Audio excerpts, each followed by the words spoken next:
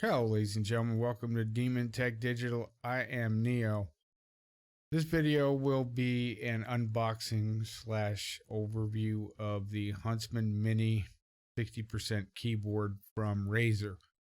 Now, originally I was going to do the bog standard, talk about its features, this, that, and the other, and go over the overall specs, but I've decided I'm not going to do that because every other YouTuber on the planet has already done that, and I don't think y'all need to know. For me, I'm pretty sure that if somebody's watching this video, this is probably the umpteenth time you've seen this.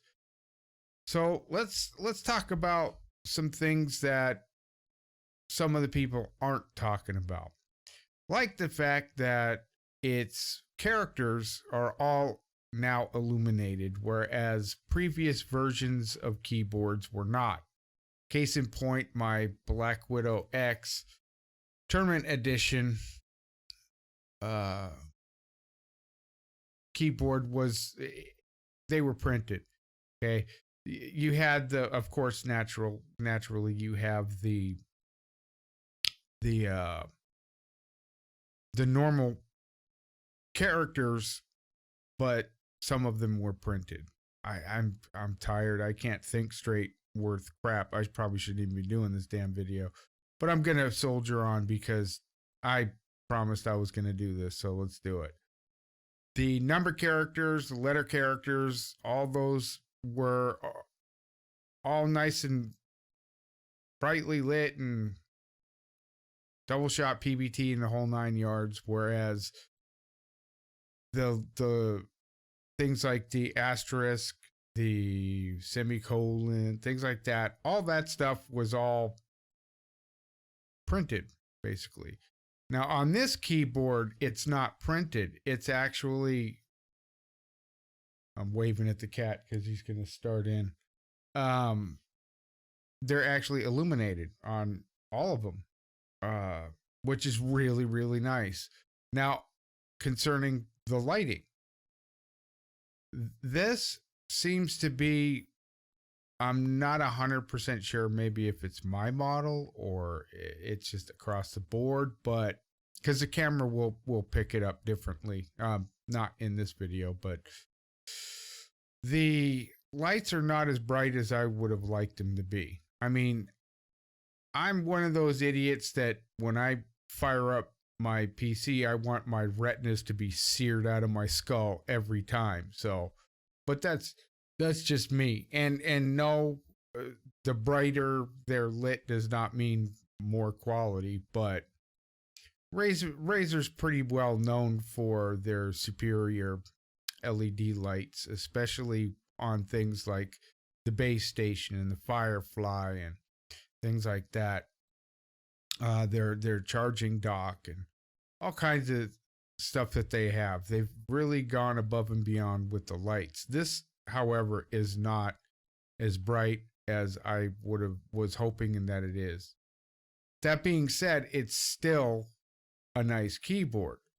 Now, it only weighs 1.15 pounds, right? So it's really light. And you have to be aware of that when you're using it because it's about 11 inches overall. It's got 5 rows.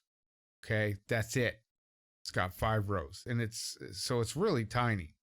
As a matter of fact, my mouse kind of makes it feel inadequate. I know because it told me. It said, "Look, you're gonna have to get a different mouse because this is making me feel uncomfortable."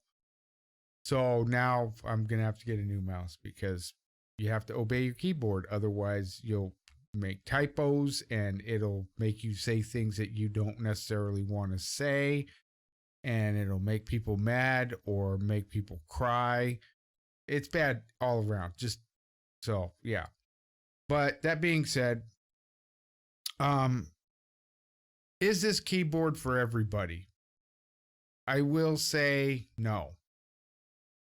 Specifically because a lot of the functions that you're normally used to with, say, like an 80% 10 keyless or even a full size keyboard, uh, you're going to have to work a little harder to get to in this particular keyboard. Say, for instance, delete on the 10 keyless or the full size 100%.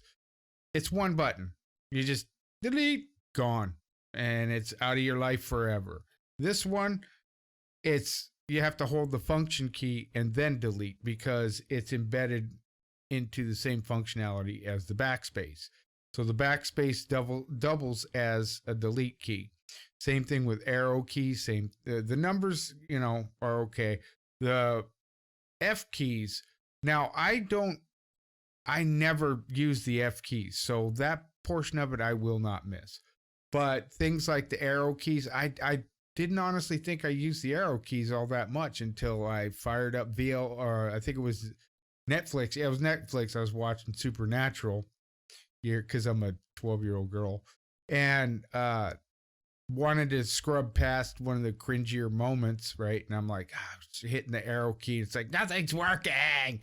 Well, that's because you got to hit function and then the arrow key, because the arrow key is, see, you got, it's I, J, K, and L are your arrow keys. So you got a whole function. At least they're right there, easy function, and you hit the keys and it'll work. Now, unlike regular standard arrow keys, where if your entire word or what have you is highlighted, you can't just arrow out of that highlight to go backwards or to go to the home or end or what have you. You actually have to kind of click in the text field to make that highlight go away, and then you can do it. At least that's the way it was in Synapse 3 earlier when I was trying to rename a particular layer effect. Speaking of Synapse 3, it works very well with Synapse 3. It installed right away. I had to reboot my machine because it wanted to not reinstall, but update. And so it updated just fine and it ran just fine, the whole 9 yards. Once the software was done. Now, I will say one thing about Synapse 3 and newer Razer products because of Synapse 3. When you very first go to use it, you will notice that the keyboard won't light up. And the reason why it doesn't light up is because it isn't included in the profile you're using. You actually have to assign it in the profile in order to get the lights to work. That's been with my experience with the base station, the Firefly, everything that's plugged into the ARGB controller, and now the keyboard. So be aware of that, because that's important. That's something that you're going to be like, oh my God, it's not working. Is it broken? It's not broken. You just have to assign it its own profile. If that's the only thing that you have, you'll have like a generic profile that's assigned. But like, say you have, like I do, I've got 1, 2, 3, 4 products right now, 5 if you count my other keyboard, which is Synapse 2.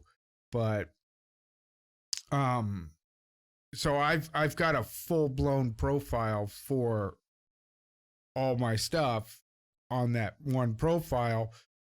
But since the keyboard wasn't part of it, it was dark. It was black. There was no light at all because I hadn't assigned one. And so that's just something to be aware of if you're new to Razer. And say you're new to Razer and you've got a little bit of money and you're like, you know what, screw it. I'm gonna get the headphones, keyboard, mouse combo and start my Razer life. You know, that should be a hashtag, by the way, hashtag Razer life, right? Get that rolling. But you fire it up and you notice things ain't working like they should. Well, that's what it is. So overall, it's a nice design. Here, we'll actually do some clicking. Here, look. Here we go. Ready. Here we go.